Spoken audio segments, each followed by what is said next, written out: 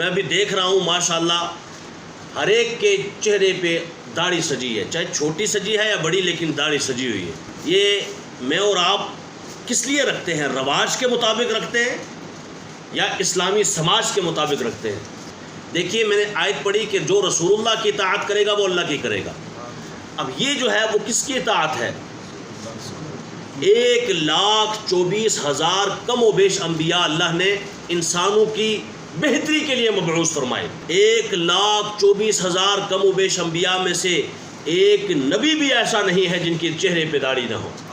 اور کمال تو یہ ہے کہ سارے انبیاء سے اعلیٰ، سارے نبیوں سے اکرم، بلکہ ساری کائنات سے بڑے اللہ کے بعد از خدا بزرگ توئی قصہ مختصر، یعنی اللہ کے بعد کائنات میں جسے سب سے بڑا بنایا اللہ تبارک و تعالی نے، وہ ذات گرامی محمد عربی کی ہے۔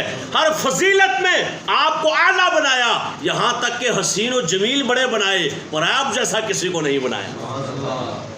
حسینہ جمیلہ دا منہ موڑ دیتا، بس محمد بنا کے قلم توڑ دیتا۔ زیرہ زبرہ شدہ مدہ شان نبی بھی چاہیے، اے عامہ لوکاں خبر نہ کائی خاصا رمضان پائیاں۔ حضرت عبداللہ ابن رواحہ رضی اللہ تعالیٰ عنہ صحابی رسول، آپ فرماتے ہیں اللہ تبارک و تعالی ہمارے نبی محمد صلی اللہ علیہ وسلم کو کوئی معجزہ بھی نہ دیتا نا حقانیت کے اظہار کے لیے، کوئی نبی نہ۔ حضور جو ہے وہ چاند کو اشارہ کرتے تو 2 ٹوٹے ہوتا، ابو جہل پتھر لے کے آیا، کنکریوں نے کلمہ پڑھا، اگر وہ کنکریاں کلمہ نہ بھی پڑھتی، یعنی یہ معجزہ بھی حضور کو اگر نہ ملتا، بھائی بہت سارے معجزات ہیں، سورج پلٹایا یہ معجزہ بھی نہ ملتا، انگلیوں سے پانی جاری ہو گیا یہ معجزہ بھی نہ ملتا، اور 1500 صحابہ نے پی لیا یہ بھی نہ ملتا۔ اور حضرت ابو ہریرہ کہتے ہیں اگر ہم 1500 تو 1500 1,00,000 بھی ہوتے تو مصطفیٰ کی انگلیوں سے نکلنے والے چشمے ہمیں سیراب کر جاتے۔ وہ پیالے میں تھوڑا سا دودھ اور حضور کی انگلیاں مبارک ڈال کے 70 صحابہ کو پلا دینا، اور سب کا دودھ پی پی کے منہ کا پھر جانا۔ کیوں جناب ابو ہریرہ، کیسا تھا وہ جام شیر جس سے 70 صاحبوں کا دودھ سے منہ پھر گیا۔ کوئی معجزہ بھی اللہ تعالیٰ نہ دیتا حقانیت کے اظہار کے لیے، تو حضرت عبداللہ ابن رواحہ فرماتے ہیں حضور کا چہرہ ہی کافی تھا۔ کیوں؟ کہا یہ چہرہ وہ ہے کہ جس کے لیے رب فرماتا ہے والضحیٰ، اور محبوب تیرے چہرے کی قسم۔ اگر اللہ کوئی معجزہ بھی نہ دیکھا تو حضور علیہ السلام کو مان لینے کے لیے، ان کی حقانیت کو تسلیم کے لیے اتنا ہی کافی تھا کہ کوئی چہرہ رسول دیکھ لیتا، کہ وہ آقا کریم صلی اللہ علیہ وسلم جو حسین اتنے، جنہیں دیکھ کر بندہ کلمہ پڑھ کے مسلمان ہو جائے۔ رب کعبہ کی قسم 1,24,000 کم و بیش انبیاء نے چہروں پہ داڑھی سجائی ہے، اور اللہ نے جس محمد عربی کو ساری کائنات سے حسین بنایا، اس حسین چہرے پہ بھی رب نے داڑھی رکھی۔ یہ بات کیوں کر رہا ہوں؟ اس لیے کہ آج لوگ کہتے ہیں شاید حسن میں کمی آ جائے گی۔ یہ بات حقیقت ہے کہ نہیں؟ سچ بتانا، جتنے داڑھی منڈاتے ہیں کیا وجہ ہے سوائے اس کے کہ حسن میں کمی آ جائے گی؟ حضور کی سنت میں حسن نہیں ہے تو حسن ڈھونڈتے کہاں ہو؟ نبی کا عاشق بھی کیا داڑھی منڈاتا ہے؟ کیوں؟ عشق کا چہرے سے اظہار نہیں ہوتا؟ یہ فطرت ہے، یہ اللہ تبارک و تعالیٰ کی طرف سے ہے۔ کیا عورت کے چہرے پہ رب نے داڑھی سجائی ہے؟ اس کا حکم ارشاد فرمایا ہے۔ کیوں؟ وجہ مرد کا حسن داڑھی کا ہونا ہے، عورت کا حسن داڑھی کا نہ ہونا ہے۔ معاشرے والے پسند ہی نہیں کرتے، ویسے داڑھی ہے لیکن عورت کے لیے داڑھی نہیں پسند کرتے۔ کیوں؟ کہا یہ اچھی نہیں لگتی، یہ خوبصورت نہیں لگتی، یہ اچھی نہیں ہے۔ اس کے لیے رب نے پہلے ہی بندوبست کر دیا کس کے لیے اچھی ہے کس کے لیے اچھی نہیں، بٹوارا کر دیا نا۔ اے مومنو، یہ میں نے مردوں کے چہروں پہ سجائی ہے۔ دیکھو نا، پورے جسم پہ بندے کے بال ہوتے ہیں، چاہے عورت ہو یا مرد ہو، پر عورت اور مرد میں فرق کہاں رکھا بالوں کا؟ یہاں، یہ چہرے پہ۔ مطلب یہ تیرے چہرے پہ میں نے اپنی مرضی سے اگائی ہے، تو اپنی مرضی چلانا چاہتا ہے؟ فرمایا داڑیاں بڑھاؤ مونچھیں کٹاؤ۔ یہ کس کا فرمان ہے؟ ہمارے آقا صلی اللہ علیہ وسلم کا۔ اب اس میں بہت سارے مسائل بھی آ جاتے ہیں، مونچھیں کتنی کٹانی ہے اور داڑھی کتنی بڑھانی ہے۔ مونچھیں اتنی بڑھانی ہے کہ منہ میں نہ آئیں، پانی اس میں چپک نہ جائے، کوئی سالن نہ چپک جائے، یہ جو ہونٹ کی لائن ہے اس لائن سے اوپر اوپر، اس سے نیچے کتنی کٹانی ہے حضور نے اس کی حد نہیں مقرر فرمائی، لیکن اس حدیث میں یہ نہیں فرمایا کہ مجھے منڈوانی ہے۔ اگر کوئی منڈوا دے تو غلط نہیں، لیکن منڈوانے کا فرمایا نہیں، فرمایا مجھے پست کرو۔ یہی وجہ آپ نے اکثر علماء کو دیکھا ہوگا وہ مجھے منڈواتے نہیں ہیں، مجھے کیا کرتے ہیں؟ کٹواتے ہیں، کیونکہ حضور نے فرمایا مجھے کٹواؤ، مجھے کٹاؤ اور داڑھی بڑھاؤ۔ اچھا داڑھی کتنی بڑھانی ہے؟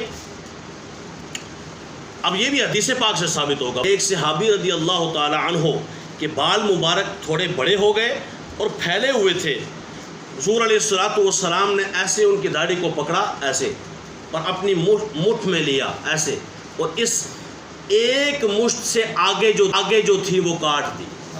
کیا معنی تھا؟ معنی یہی نکلا اس حدیث پاک سے کہ اتنی داڑھی کم از کم ہونی چاہیے، اس کے بعد والی اگر تمہیں اچھی لگتی ہے تو صحیح ہے، پھیلی ہوئی ہے اور ٹھیک نہیں لگتی تو حسین بن جاؤ اور اس کو آگے سے تراش دو۔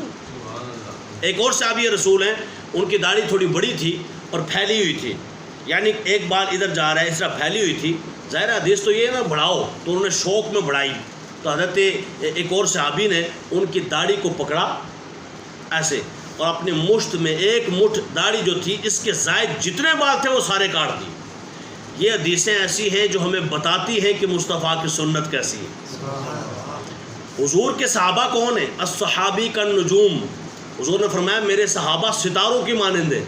جیسے اندھیروں میں ستاروں کی روشنی کی ضرورت پڑتی ہے نا، فرمایا اگر گمراہی کے اندھیرے چھا پڑے ہوں اور اعمال کیسے کرنے نہ پتہ ہوں تو الصحابی کا نجوم، میرے صحابہ کی طرف دیکھنا، وہ جو بتائیں ویسے عمل کرتے جانا۔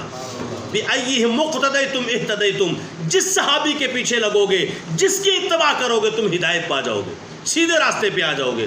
لہذا اس حدیث سے اور ان تمام طرح حدیث سے ثابت ہوا، ایک تو یہ کہ داڑھی رکھنا سنت ہے، اور یہ کون سی سنت ہے؟ لازمی سنت۔ کون سی سنت ہے؟ اس کو سنت خدا بھی بولتے ہیں، لازمی سنت ہے جس پر حضور نے تاکید فرمائی، فرمایا رکھو۔ ایک اور حدیث میں فرمایا داڑیاں بڑھاؤ، مونچھیں کٹاؤ، یہودیوں اور مجوسیوں کی صورت نہ بناؤ۔ دیکھو یہودیوں کی صورت نہ بناؤ، یہودی مسلمان ہیں، یعنی کتنا سخت جملہ حضور نے فرمایا کہ جو داڑھی نہیں رکھتا گویا کہ یہودیوں کی طرح صورت اپنی بنانا چاہتا ہے۔ اور فرمایا مجوسیوں کی طرح، مجوسی آگ کو پوجنے والے، فرمایا جب تم اللہ کو پوجنے والے ہو تو تمہارے چہرے پہ داڑھی ہونی چاہیے، تمہارے چہرے پہ داڑھی ہونی چاہیے۔ داڑھی سے نقصان کیا ہے؟ سوائے اپنی خناسیت اور دل کے غبار کے کچھ بھی نہیں۔ بندے کا دل میلا ہو، زنگ آلود ہو، ذہن زنگ آلود ہو تو یہ اور بات ہے، لیکن خدا کی قسم آج بھی ماہر اور حاذق ڈاکٹرز کے پاس آپ چلے جائیں تو یہ دنیا داری کی تعلیم حاصل کرنے والے ڈاکٹرز بھی آپ کو بتائیں گے کہ داڑھی رکھنے والا کبھی نامرد نہیں ہوتا۔ ان داڑھی کٹوانے والے کے لیے مصیبتیں بہت ساری آتی ہیں، بہت سارے جراثیم، بہت ساری پرابلم، بہت سارے مسائل کھڑے ہوتے ہیں۔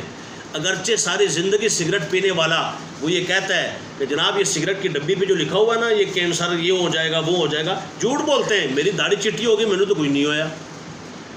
تو کچھ نہ ہونا اس بات کی دلیل تو نہیں کہ ہوگا بھی نہیں یا کسی کو نہیں ہوگا۔ بات سمجھ آ رہی ہے کہ نہیں؟ ہاں اللہ تبارک و تعالیٰ بھی آزماتا ہے، کسی پر پھر آزمائش بھی نازل کر دیتا ہے۔ اللہ ہمیں ہر ایسی آزمائش سے بچائے جس کو ہم پورا نہ کر سکیں۔ تو داڑھی رکھنا حضور علیہ الصلوۃ والسلام کی سنت ہے، اپنی اولاد کو تعلیم دے، اور اس چیز کا کبھی انتظار نہ کریں کہ یہ بالغ ہوگی پہلے شادی کر دے گی، پہلے بچے ہو جائیں گے تو پھر ہم کہہ دیں گے نہ نہ نہ، ایسی سنت نہیں ہے یہ۔ آپ دیکھ لیں حضور علیہ الصلوۃ والسلام کا اس سے سخت جملہ کیا ہوگا کہ مجوسیوں کی صورت نہ بناؤ۔ میں ایک مرتبہ اس طرح تقریر کر کے تو کمرے میں بیٹھا ہوا تھا، دوست احباب بیٹھے تھے، تو مجھے کہتے ہیں آپ علامہ اقبال کے بارے میں آپ کا کیا خیال ہے؟ میں نے کہا آپ کا حضور کے بارے میں کیا خیال ہے؟ نہیں میں پوچھ رہا ہوں، میں کہ نہیں پہلے حضور کا بتاؤ نا، کلمہ تے حضور کا پڑھا ہے نا یار۔ جو باتیں ٹھیک تھی وہ ٹھیک تھی، اور جو ٹھیک نہیں تھی اگر ہم یہ کہہ دیں کہ نہیں ان کی داڑھی اندر تھی تو سنت اندر رکھنا ہے کہ باہر رکھنا ہے؟ تو بھائی اتنے اشعار اور ان کے اشعار پڑھ کے ہم جھومتے، کیا بات ہے؟ تو میں نے کہا وہ بات اپنی جگہ پہ، لیکن رسول اللہ کی ذات اپنی جگہ پہ۔ ان کو ہم تعریف کرتے ہیں کس کی وجہ سے؟